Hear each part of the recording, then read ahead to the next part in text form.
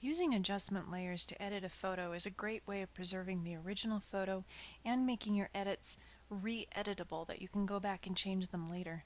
So I'm just going to give you a quick example before you get to the black and white conversion listed later on the page and show you how these work. So you need your adjustments panel open, and you'll notice we only have one layer here in our panels box. Now let's do a adjustment that we've already learned how to do. For example, let's do levels. Now you can hover over these little buttons and it will tell you up here what they are, or that little annoying yellow pop-up will show up and tell you as well. So once we hit one of those buttons, you'll notice you get a new layer in your layers panel. This is what an adjustment layer looks like.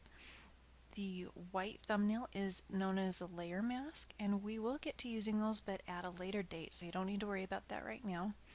The properties panel has now appeared, and it has that familiar looking levels histogram going on, and we can make this adjustment the same way we did before. So pulling in from the whites, a little bit from the blacks, and maybe removing a little bit of shadow in the middle. Okay, that looks good. Let's add another one. Let's go for one that we haven't used before, such as Selective Color. This one's kind of a fun one.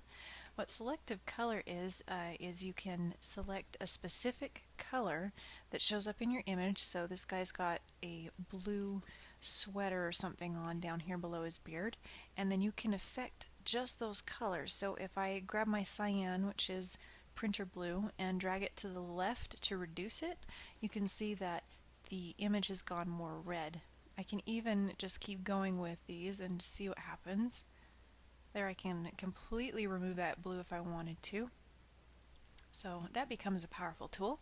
Let's do one more for, let's see.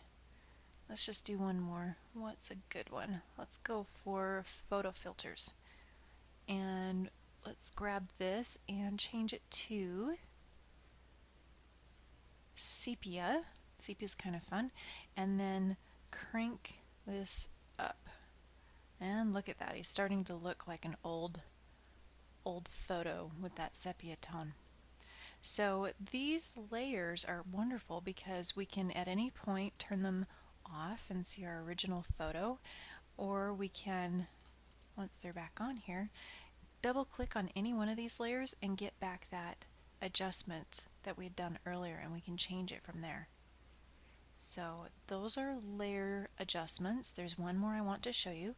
First, we need to make a new layer by clicking on the little new layers tab. Once that's open, go up to the edit menu, choose fill, and change the use to 50% gray and click OK. Now what I want you to do is come back to your layers panel and see up here where the blending modes are. Click on that and choose overlay.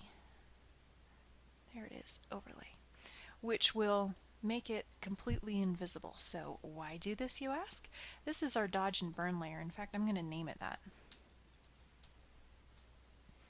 You can grab your dodge and burn tool, which is O, and just clicking will lighten, and holding option and clicking will darken. And I could go in and really affect the dark and the contrast in this image. And I'm going to really overdo it so you can see what the deal is.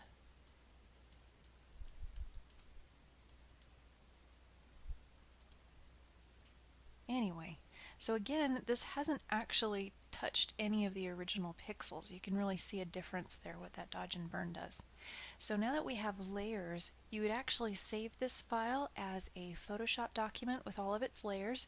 It would be known as your working file, and then to create a flat version that you would print with, you would do a save as and save it as either a TIFF with no layers, a PDF with no layers, or a JPEG, a high quality JPEG.